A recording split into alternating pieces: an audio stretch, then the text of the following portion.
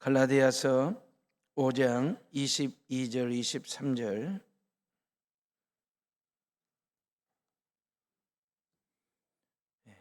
찾았으면 저랑 같이 읽습니다. 오직 성령의 열매는 사랑과 희락과 화평과 오래 참음과 자비와 양성과 충성과 온유와 절제니 이 같은 것을 금지할 법이 없느니라. 아멘. 내일 모레 글피는 정월 초하루 음력설입니다. 작년 12월 3일 위헌적이고도 위법적인 비상계엄 선포가 있었어요. 저 개인적으로는 중학교 1학년 때 1979년 비상계엄을 그때 경험하고 5.18 광주 민주화운동이 클로즈업이 되면서 그날 저녁에 억장이 무너졌습니다. 그러면서 화딱지가 나고 뿔따구가 나서 막 입에서 막 쌍시옷 발음이 막 이렇게 나오려고 할 정도로 지금이 어느 시대인데 그 말이에요. 대한민국이 선진국 대열에 진입하는 이 중요한 시점에 이게 뭐냐 싶어가지고 오한이 봉봉했습니다. 국회에서 계엄 해제 가결하면서 일단 급한 불은 껐죠. 비상계엄을 비상하게 껐습니다. 그리고 12월 14일 국회에서 대통령 탄핵 소추안이 가결이 되면서 한숨 돌리면서 성탄의 기쁨을 좀 누리자. 그리고 그동안 취소했던 연말 회식도 다시 재개하면서 지역경제 골목 상권 한번 살려보자. 그리 했거든요. 근데 그렇게 되지를 않았어요. 왜? 분위기가 뜨지 않으니까. 국민들 마음속에 한 사람 한 사람 마음속에 뭔가 얹힌 듯한 그 말, 눌림이 있어가지고 성탄 연말 연초를 조용히 보냈습니다. 그러면서 구정 설날이라도 마음 편히 맞이했으면 좋겠다라고 하는 바람이 있었는데 1월 19일 날 말입니다. 현직 대통령 헌정사상 최초로 체포가 됐고 서울 서부지방법원이 윤석열에 대한 내란 우두머리 혐의 구속영장이 발부가 되면서 법원 습격 사건이 벌어집니다. 시설을 파괴하고 경찰과 민간인, 기자들을 무차별적으로 폭행하는 폭력을 휘두르는 폭동 사태가 벌어졌어요. 그냥 법원이 전쟁터가 된 거예요. 이게 뭐지? 그 말이에요. 왜 이러지? 그 말입니다.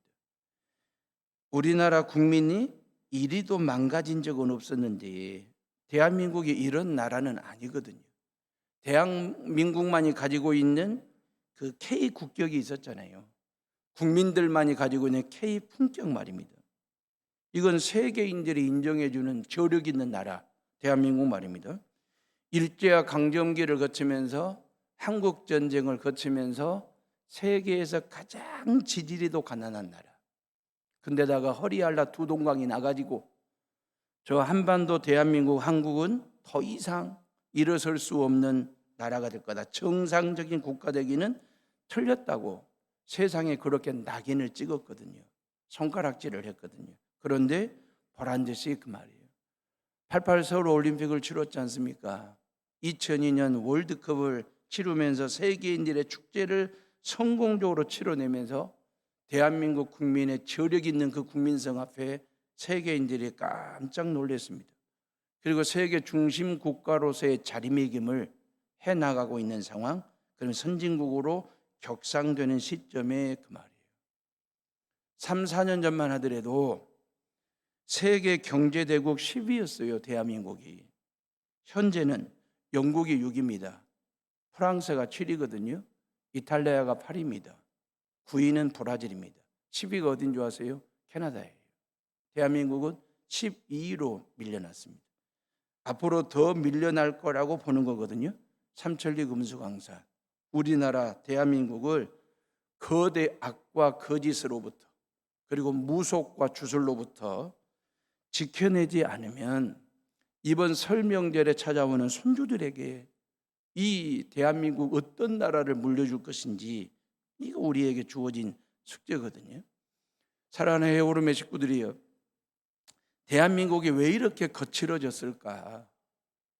서로 간에 날이 서 있을까? 왜 이렇게 예민해졌을까? 이유가 뭘까? 저는 말입니다, 온유함의 부재라고 생각했습니다.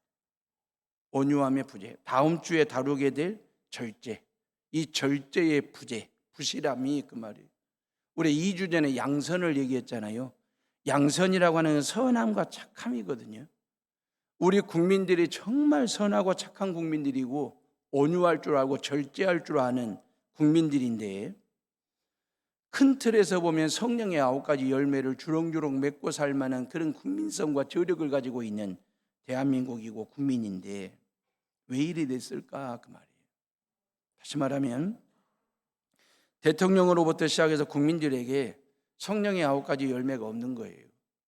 다시 말하면 예수님의 성품과 예수님의 인격을 담지를 못했어. 그러면 예수 안 믿는 사람들, 세상 사람들에게 이걸 우리가 강요할 수는 없잖아요. 당신 예수 인격 닮으라고, 예수님의 성품을 닮아야 된다라고 강요할 수는 없어요. 다시 말하면 세상 사람들 탓할 일이 아니거든요. 이 온유의 부재와 절제의 부재와 양선의 부재에 이 나라가 이리도 망가질 수 있는 그 시발점, 그 출발점이 어디에 있느냐? 교회에 있습니다. 교인들에게 있습니다. 바로 저에게 있습니다. 어찌 보면 교회가 예수님 답지를 못했죠. 목사를 비롯해서 온 성도들이 예수님답게 예수님처럼 그런 예수님의 인격과 성품을 가지고 살아내지를 못한 것입니다.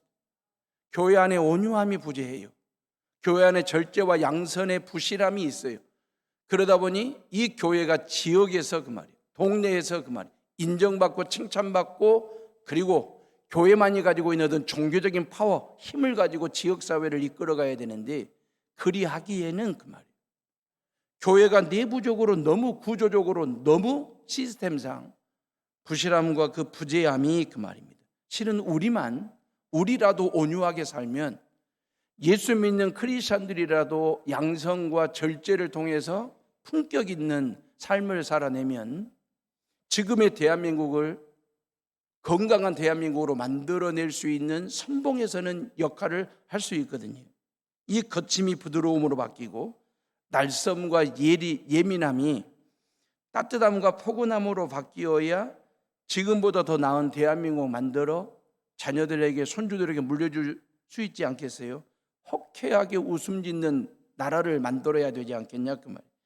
양성과 온유와 절제의 부재에서 하루빨리 벗어나 일할 만나고 살만 나는 대한민국 만들어 우리의 후손들이 자자손손 대대로 이런 나라에서 살 수 있도록 그 일의 선봉에 누가? 한국교회가 서야 되지 않겠냐 그 말이에요. 그리스도인들이 그 말이에요. 그게 우리를 그리스도인 되게 하신 하나님 아버지의 거룩하신 뜻이거든요. 설 명절을 맞이하는 헤오름의 식구들이요, 오늘은 성령의 9가지 열매 중에 8번째 온유에 대해서 말씀을 드리겠습니다. 온유를 한문으로 해석하면 따뜻할 원자에 부드러울 유자거든요. 그러니까 정말 따뜻하고 부드러운 인격을 가진 그러한 산말입니다. 헬라어로 프라우스라고 그래요. 이 프라우스라고 하는, 이 온유라고 하는 말이 나오게 된 배경을 설명하면, 고대 사회에서 고대인들은 그냥 들판을 내리 달리는 천방지축 이리 뛰고 저리 뛰는 야생마들을 잡아서 밥상 위에 고기를 올렸다고요. 먹거리로 올렸어요. 이 야생에서 풀을 뜯고 산 야생마인이 얼마나 육질, 고기 맛이 좋았겠습니까? 영양가 최고이지 않겠습니까? 그런 야생마를 잡아다가 먹거리로 삼다가 아이디어가 생긴 거예요. 이 엄청난 힘을 가지고 있는 이 말을 잘 길들여 가지고 이 드넓은 땅을 이동할 수 있는 이동수단으로, 아니면 교통수단으로 삼으면 어떨까? 굿 아이디어가 생긴 거죠. 그럼 이 야생마를 잡아다가 길을 들이는데 얼마나 힘들었겠어요. 그래서 우리 안에 가두어 놓고 몇 날 며칠 굶기고 또 굶기면서 이 말에게 있는 야생성을 하나씩 빼내면서 길들이기를 한 거죠. 그러면서 주인이 원하는 준마로, 주인이 원하는 명마로 바꾸는 이 야생마가 준마로, 명마로 바뀌는 이 상태를 프라우스, 온유라고 이야기하는 겁니다. 프라우스는 바로 그렇게 해서 만들어진 역사적 천방지축 이리 뛰고 저리 뛰는 날뛰는 야생성에서 야생마가 야생성을 다 버리고 그만, 주인이 필요할 때, 주인이 가자 할 때, 주인이 뛰자 할 때, 그 주인의 명에 따라 뛰고 걷는 준마로 바뀌는 상태. 이걸 프라우스 온유 그 말이에요. 그러니까 온유라고 하는 것은 길들이면 된다라고 하는 이 어원적인 의미가 있는 거예요. 이 프라우스라고 하는 것은 내 말도 길들이면 그 말이에요.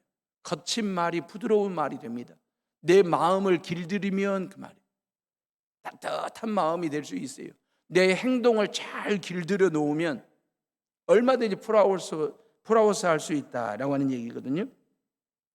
그러면 헬라어 프라우스의 격에 맞는 히브리어 온유는 뭐가 있냐면 아나우라고 하는 단어가 있습니다.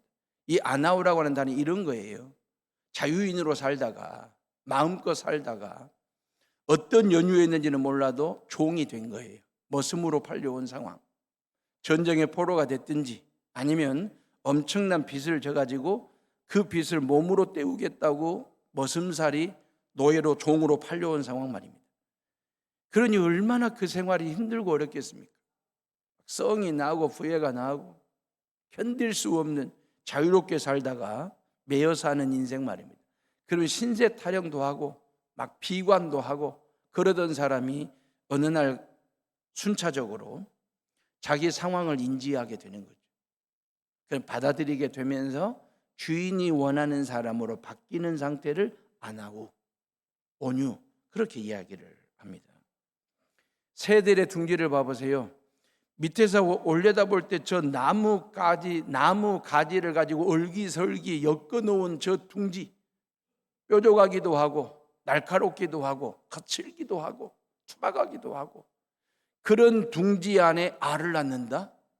그 알들이 부화해서 새끼가 저 둥지에서 어떻게 자랄 수 있을까? 그런데 때가 되면 알도 낳고 새끼가 둥지 안에서 놀면서 하루 종일 짹짹짹거리면서 어미로부터 벌레 잡아달라고 그러면서 마음껏 놀거든요.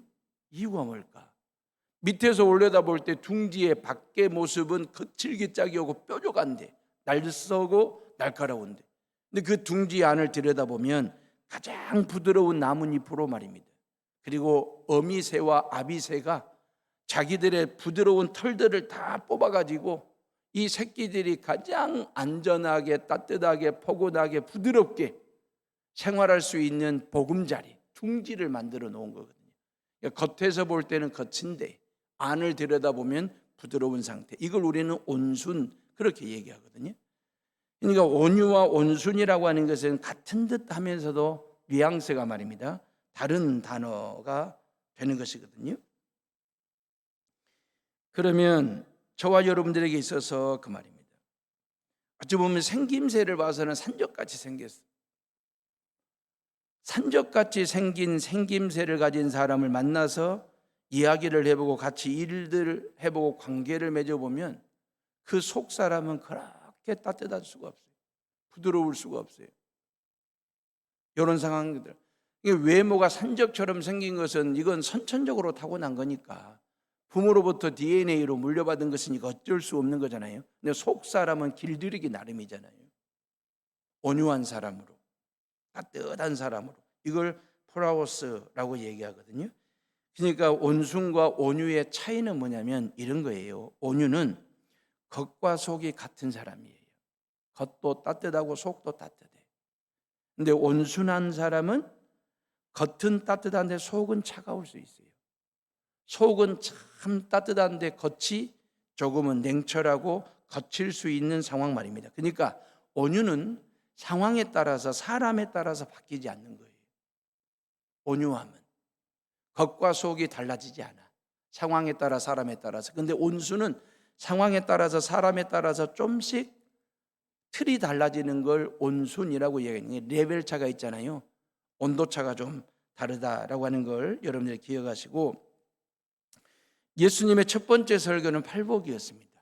그 팔복 중에 온유한 자가 복이 있나니 그 말이에요. 땅을 기업으로 받는다. 세상은 악하고 독한 사람이 세상을 다스린다라고 봐요. 역사는 그렇게 보거든요. 근데 역사를 통으로 놓고 보고 쪼개서 보지 말고 역사를 통으로 놓고 보고 길게 놓고 보면 역사를 다스리고 지배한 사람은 악하고 독한 사람이 아니었어요. 선하고 착한 온유한 사람에 의해서 역사에 다스린 말입니다. 그래서 예수님이 온유한 사람이 복이 있다라고 말씀하신 거예요. 그리고 땅을 기업으로 받는다, 그 말은 다스림의 통치권을 주시겠다라고 하는 얘기거든요. 창세기 26장에 보면 이삭이 말이에요, 그랄 땅에서 우물을 파고 농사를 지었는데 하나님께서 은혜를 베푸셔 가지고 100배의 결실을 거두어요. 그랄 사람들이 셈이 난 거야. 셈통이 난 거예요. 왜 같은 땅에서 농사를 지었는데 이삭은 100배의 결실을 거두는지, 셈이 나가지고 그 이삭의 우물을 빼앗고 이삭을 쫓아냅니다. 그때 이삭이 쫓겨나면서 그 우물을 그 땅에 두고 다른 데로 이동하고 이사해가지고 또 우물을 파요. 그러면서 그 우물을 통해서 농사를 짓고 생활을 하는 거예요. 그러면 그랄 사람들이 와고 또 빼앗아. 그러면 그 우물을 그 땅에 두고 주고 또 다른 지역으로 가서 이삭이 우물을 파고 농사를 짓고 동물을 키워요. 지금으로부터 4,000년 전의 얘기거든요.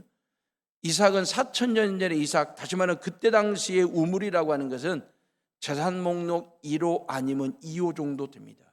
왜요? 그때 당시 우물이라고 하는 것은 가족들이 물을 마시고 가족들의 생명을 보존하는 아주 중요한 물이잖아요. 그리고 짐승들을 먹일 수 있는 물, 그리고 농사를 지을 수 있는 물을 저장하는 우물이기 때문에 이건 재산 목록이에요. 그런 재산 목록 우물을 빼앗을 때 그랄 사람들이, 이삭은 아무런 대꾸하지 않습니다. 따지지 않습니다. 대들지 않습니다. 싸우지 않습니다. 썩내지 않습니다. 그리고 그 우물을 주고 두고 또 다른 곳으로 가서 우물을 파려. 그리고 농사를 지어. 하나님께서 복을 주시는 그 얘기가 창세기 26장에 나오거든요. 현상을 놓고 봤을 때는 우물입니다. 그죠? 우물을 판 거예요. 우물에서 물을 길러 마시기도 하고 짐승 먹이기도 하고 농사에 쓰기도 했어요.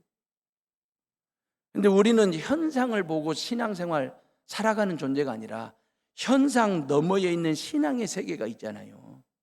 그랄 사람들이 보지 못하는 이삭이 보는 신앙의 세계, 저와 여러분들이 봐야 될 신앙의 세계 말입니다. 그러면 이삭이 판 것은 우물을 팠을까? 온유함을 팠다고 생각합니다.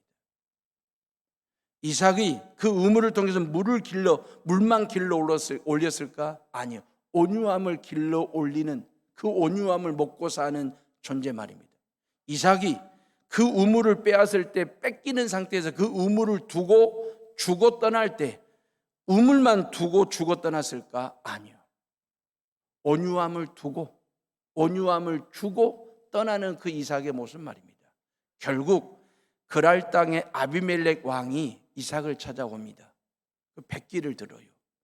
당신과 우리 사이에 싸우지 말고 뺏고 뺏기지 말고 우리 평화조약을 맺고 서로 상생하면서 살자. 이 평화조약을 맺습니다. 왕이 찾아와가지고.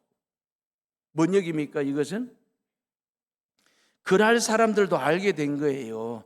이 이삭의 온유함을 통해서 그 말입니다. 이 이삭의 배후에, 이 이삭으로 하여금 복받게 하시고 이 이삭으로 하여금 온유함을 누리게 하시는 하나님 여호와가 이삭 배후에 있다라고 하는 사실을 깨달은 거예요. 그랄 사람들이. 그래서 이삭에게 평화조약을 맺고 서로 상생하며 살자. 그러면서 그랄 사람들이 뭐까지 깨달았냐면 이삭은 이 땅에 꼭 존재한 필요한 사람, 보배 같은 사람, 보물 같은 존재. 어찌 보면 그랄 사람들이 우물을 빼앗을 때마다 아무런 대꾸도 없이 따지는 것 없이 싸울 것도 없이 그냥 온유함으로 그 우물을 주고 두고 떠나가는 그 이삭을 볼 때마다 저런 모질이, 저런 바보스러운 사람, 바보라고 생각했는지도 모르죠. 근데 그 바보처럼 여겨졌던 그 이삭이 그 땅의 보물이 되고 그 땅이 보배라고 하는 사실을 나중에 깨달은 거예요. 뭘 통해서요? 우물을 통해서. 저와 여러분들에게 사명이 있습니다. 이 땅에 우물을 파야 됩니다. 어떤 우물이냐면 온유함의 우물 말입니다. 대한민국 국민들이 전국 방방곡곡에서 한국교회를 통해서 온유라고 하는 우물을 통해서 온유함을 들이키고 온유함을 마시고 온유함을 통해서 부드러운 사람, 따뜻한 국민으로 바뀔 수 있도록 한국교회는 모든 동네마다 지역에서 온유함의 우물이 되어야 돼요. 성도들은 그 온유함의 우물을 퍼줄 수 있는, 흘려보낼 수 있는 그러한 삶을 살아야 되는 것, 그게 저와 여러분에게 주어진 과제이고 숙제이다라고 하는 겁니다. 우리가 온유하게 살 때 그 말이에요. 온유하게 살면 하나님께서 이삭에게 100배의 복을 주신 것처럼 저와 여러분들이 그렇게 100배의 복을 받아 누리시기를 바라고, 여러분들에게 주어진 그 땅에서 여러분들이 보물처럼 보배처럼 인정받고 쓰임받는 성도들 되시기를 주님의 이름으로 축원합니다. 그러려면 온유하셔야 돼요. 자연의 법칙과 성경의 법칙에 공통점이 있습니다. 그건 온유한 사람이 승리한다라고 하는 것, 온유한 사람을 통해서 다스리게 하신다라고 하는 게 자연의 법칙과 성경의 법칙에 나오는 얘기예요. 그래서 주님이 온유한 자는 복이 있나니 땅을 기업으로 받는다, 통치권을 말씀하시면서 그 말이에요. 세상을 누가 다스리느냐 그 말이에요.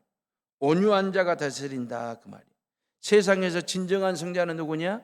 거친 사람이 아니라 부드러운 사람, 독한 사람이 아니라 악한 사람이 아니라 선하고 착한 사람. 사랑하는 에어로의 식구들이, 어찌 보면 저와 여러분들에게도 이러한 야생마와 같은 기질, 야생성이 우리에게 있었어요. 하나님 믿기 전에, 예수님을 믿기 전에, 저와 여러분들이 예수님 믿기 전에 우리에게는 죄성이 있었거든. 그 죄성은 거의 야생성에 가까운 천방지축, 이리 뛰고 저리 뛰고 날뛰는 인생 말입니다. 그냥 세상을 죄의 들판으로 삼고 그냥 죄를 풀뜯듯 뜯어먹는 인생, 죄의 물 마시듯 들이켰던 그 인생 말입니다. 그러니 내 안에는 죄성으로 가득 찬 그 말이에요. 그 죄성이 나를 다스리다 보니 그 말이에요. 내 인생은 천방지축 그 말입니다. 거칠고 싸납고 말과 행동과 모든 생각과 판단과 결정하는 기준이 그 말이에요. 거칠 수밖에 없었죠. 왜? 야생성, 죄성이 우리에게 있었으니까.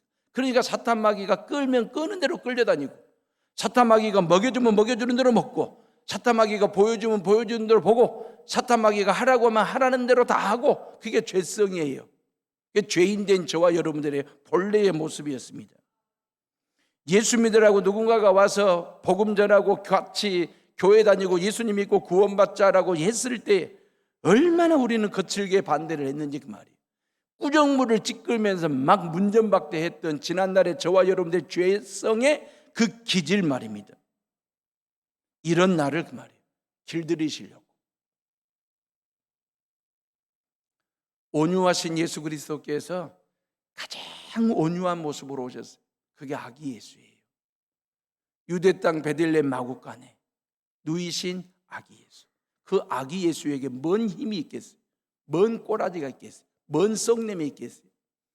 예수님은 저와 여러분들에게 첫 등장하는 순간부터 예수님은 아기 예수로 오셨는데 가장 온유한 자의 모습, 따뜻하고 부드러운 자의 모습. 그런 예수가 나이 33세에 가장 거칠고도 싸나운, 날카롭고도 뾰족한 그 십자가를 친히 지고 그 말이에요. 골고다 언덕을 향하여 또박또박 하십니다.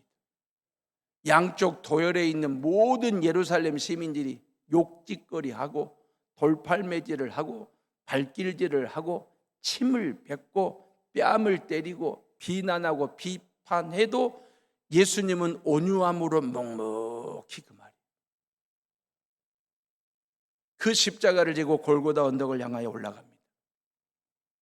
골고다에 도착했더니 십자가 위에 그 예수를 매다는데 대제사장들과 당시 종교 권력자들이 그 말, 예수님의 양팔을 벌려 양손에 대못질을 합니다. 대못질을 해요. 양발을 겹쳐가지고 큰 대못을 때려박습니다. 그리고 머리에 가시관을 푹 눌러 씌웁니다. 옆구리는 창을 찔러 창자국을 냅니다. 그런 사람들을 상대로 하시는 예수님은 끝까지 온유함으로 그 말이에요. 하나님 아버지께 구하고 기도하기를 저들의 죄를 용서해달라고. 그 기도를 하시면서 십자가를 묵묵히 지시는, 예수님에게는 얼마든지 대노하고 격노할 만한 이유가 있잖아요. 아무런 죄도 없는 예수가 십자가 지는 일 말입니다. 그 십자가를 얼마든지, 십자가 지우는 자들을 얼마든지 한 번에 쓸어버릴 만한 힘도 방법도 예수님에게 있었습니다. 얼마든지 예수님은 이 사람들을 응징할 수 있어. 당신을 향하여 돌팔매질하고 발길질을 하고 침 뱉고 뺨 때리고 대못질을 하는 이 모든 종교 권력자들을 한 방에 쓸어버릴 만한 힘이, 방법이 예수님에게 있었다니까요. 그런데 응징하지 않습니다. 보복하지 않습니다. 복수하지 않습니다. 그 힘을 십자가 지는 데만 쓰는 거야. 올인. 죄인들의 죄값을 지불하는 일에만 그 힘을, 그 방법을 다 쓰시는 그 예수님의 모습은 글자 그대로 프라우스, 아나우예요. 온유함이에요. 아나우, 온유함, 아나우. 이 아나우에서 아우라, 그 말이에요. 그리스도인들의 아우라가 어디에서 나온 줄 아십니까? 사회적인 스펙에서 나오는 게 아니에요. 돈에서 나오는 게 아니에요. 직업에서 나오는 게 아니에요. 진정한 크리스찬의 아우라는 아나우에서 나와요. 온유함에서. 누가 봐도 성질 낼 만한 일이거든. 누가 봐도 꼬라지 낼 만한 상황이거든. 누가 봐도 따지고 대들 만한 상황이거든. 이 상황을 꼭 참고, 그 말이에요.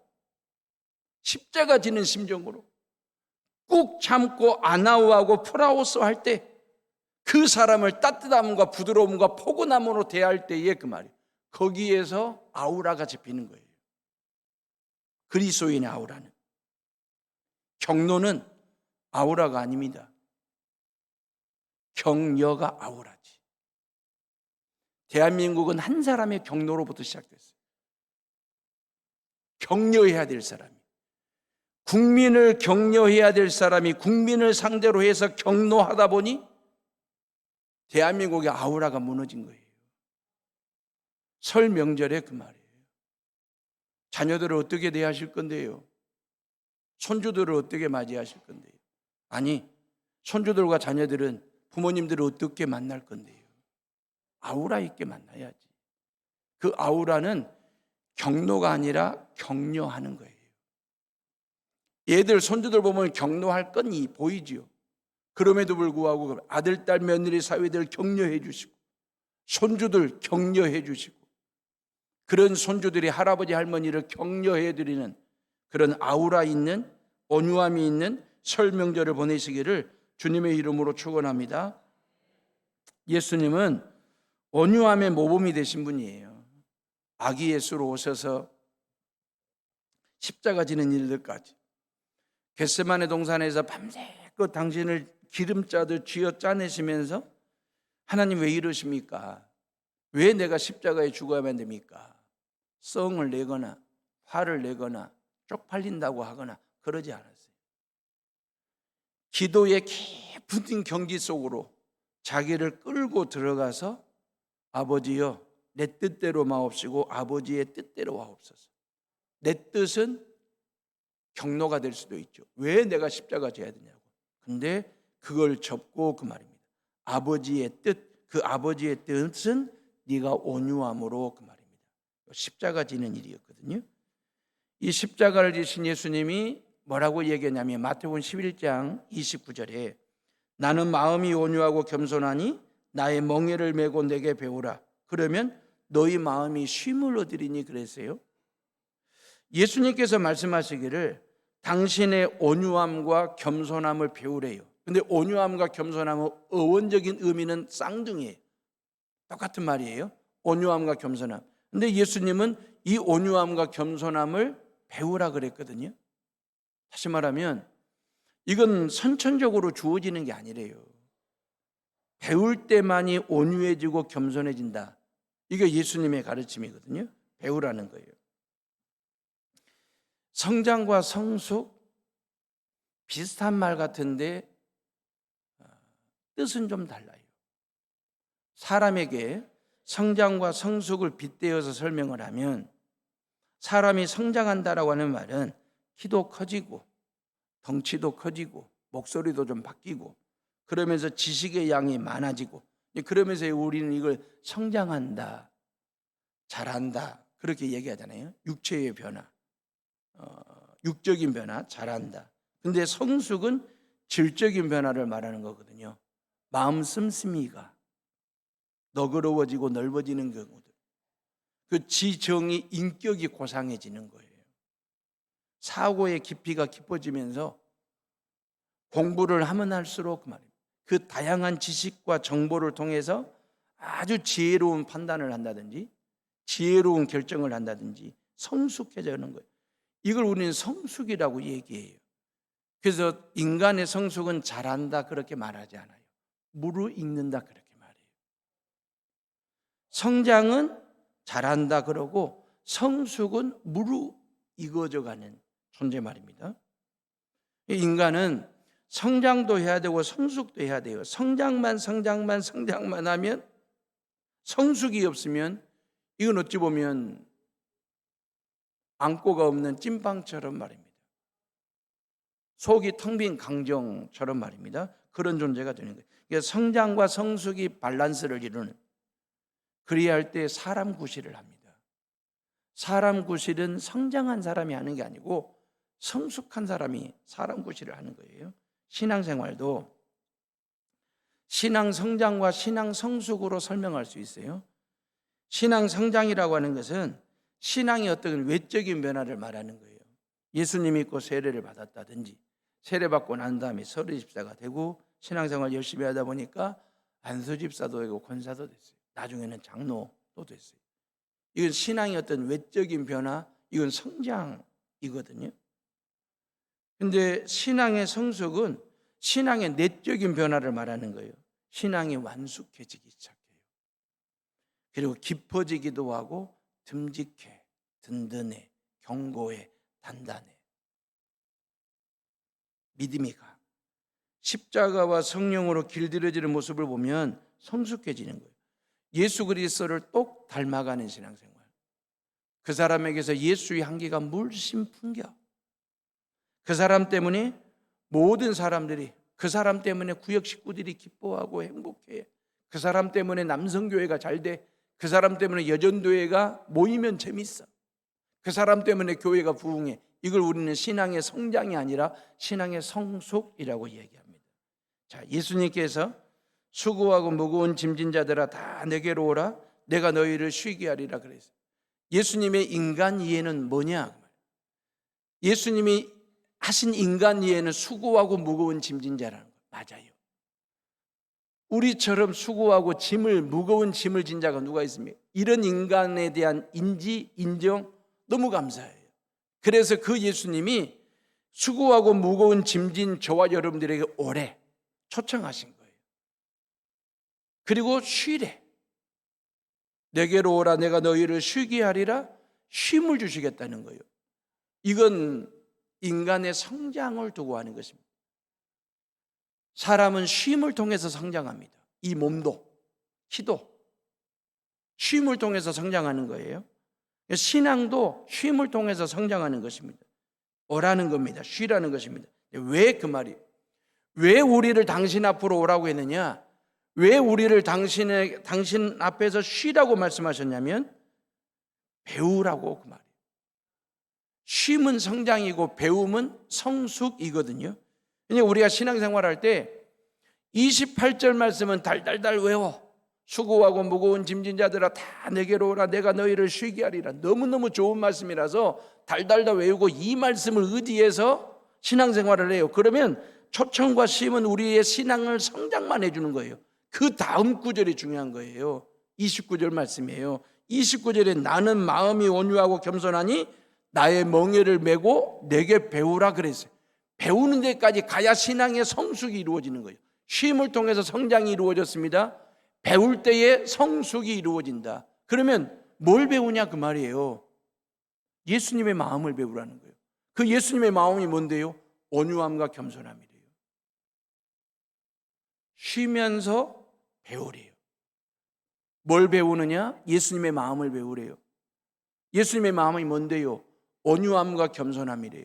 그 온유함과 겸손함을 어떻게 배우냐 그 말이에요. 말씀하셨잖아요.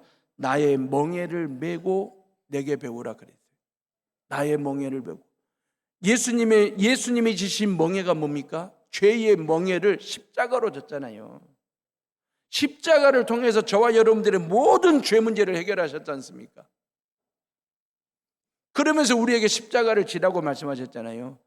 목사가 져야 할 십자가가 있습니다. 우리 장로님들과 안수 집사님, 권사님들이 져야 할 십자가가 있고, 교회학교 교사들이 져야 할 십자가가 있고, 이 아름다운 찬양대가 져야 할 십자가가 있다니까요. 그 십자가를 기쁨으로 감사함으로 사명으로 알고 달게 지는데, 예수님께서 뭐라고 말씀하셨냐면 내가 너와 함께 지겠다 그랬어요. 예수님은 짐 지우는 자가 아니에요. 짐을 져주는 자지. 그래서 우리는 배울 수 있어요. 예수님께서 내가 너와 함께 십자가를 같이 지고 그 말이에요. 배우자 그 말이에요. 뭘 배우느냐? 예수님의 마음을. 그 예수님의 마음이 온데 온유함과 겸손함을 배우는 그 말입니다. 그래야 교회를 달라질 수 있어요. 세상을 바꾸는 힘은 어디에서 나오냐면 힘에서 나오는 게 아니에요. 돈에서 나오는 게 아니에요. 세상을 바꾸는 힘은 온유함과 겸손함에서 나오는데, 그 온유함과 겸손함이 뭐냐? 예수님의 마음이에요. 그 예수님의 마음을 내 마음의 이식, 장착하려면 배워야 돼. 어떻게 배워야 되느냐? 예수님과 함께 십자가 멍에를 지고 주님과 함께 동행하는 삶을 사는 거예요. 그러면서 이 온유함과 겸손함으로, 대한민국은 너무 거칠고 싸나워졌어요. 그래서 온유함과 겸손함 가지고 낄 자리가 없어. 끼워주지도 않아. 온유함과 겸손함으로 살려고 하면 저 사람 바보스럽고 모질이 같다고. 그렇게 세상은 본다고요. 그래도 그 말이에요. 우리는 온유하게 사시고 겸손하게 사셔야 돼요. 이빨은 깨지기도 하고 썩기도 하고 빠져요. 이렇게 강한 이빨이 깨집니다. 한 번씩 썩기도 합니다. 빠져요. 근데 그 이빨 속에 있는 혀 얼마나 부드럽습니까? 평생을 씹힙니다.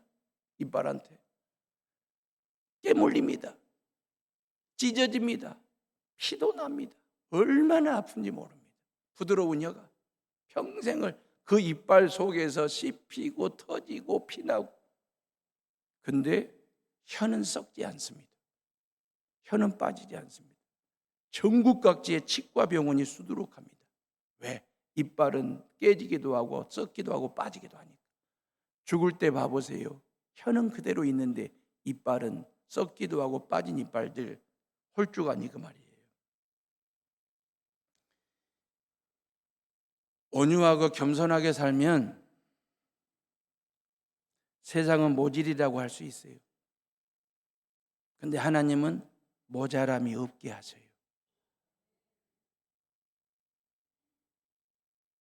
세상 사람들로부터 부드럽고 따뜻하게 온유하게 겸손하게 살아서 좀 모질이처럼 산다 할지라도 하나님은 그 백성을 그냥 두지 않으세요. 모질이가 아니라 모자람이 없는 축복을 주셔요. 모자람이 없는 은혜를 부어주셔요. 그래서 그 사람이 이삭처럼 그 땅에 그 동네에서 그 공동체에서 없어서는 안 될 보배 같은 사람, 보물 같은 사람이 되도록. 그래서 그랄 땅에 아비멜렉 왕이 백기를 들듯이 그 말이에요. 우리 공동체에, 우리 회사에, 우리 교회에, 우리 여수 땅에 당신 같은 사람이 필요하다. 보배처럼 보물처럼 인정받고 쓰임받는 그런 헤어롬의 식구들, 성도들 되시기를 주님의 이름으로 축원합니다. 기쁨으로 십자가 지는 것, 그 십자가 명예를 지는 것 말입니다. 이야기 하나 하고 마치겠습니다. 세계를 정복한 알렉산더 왕이 어느 한 나라를 정복하고 전리품을 챙겨가지고 본국으로 돌아오는 길이 금덩어리들 말이에요. 이 어마어마한 금덩어리들을 마차에 싣고 소가 끌게 했습니다. 마부가 끌고. 근데 너무 무거워가지고 이 소가 끄는데 너무 힘들어하고 지쳐있는 거예요. 그래서 마부가 이 소의 힘듦과 이 어려움을 좀 수월하게 덜어주려고 마부가 자기 어깨에 금덩어리 몇 개를 어깨에 짊어졌습니다. 소의 피로를 덜어주려고. 그렇게 한참을 가다가 알렉산더 대왕이 이 상황을 본 거예요. 알렉산더 대왕이 물었어요. 왜 네 어깨에 금덩어리를 맸냐? 물었더니 소가 너무 힘들어하길래 힘든 소를 좀 도와주려고 제가 어깨에 금덩어리를 들 점이 있습니다. 그때 알렉산더 대왕이 네 어깨에 진 것은 네 거다. 네가 가져라. 그렇게 했어요. 저는 저대로, 여러분들은 여러분들대로, 여수 시민은 시민대로, 대한민국 국민은 국민대로 각자가 져야 할 십자가가 있습니다. 그 십자가 억지로 지지 마세요. 기쁨으로 지고 감사함으로 지고 온유함과 겸손함으로 지고 사명으로 지셔야 돼요. 그래야 대한민국을 바꿀 수 있습니다.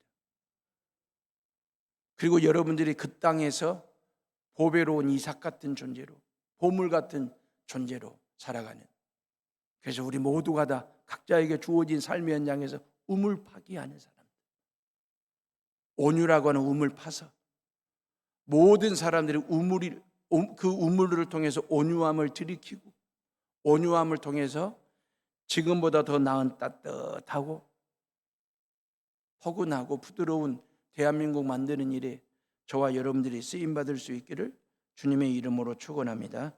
우리 이 시간 다 같이 조용히 묵상하며 기도합니다.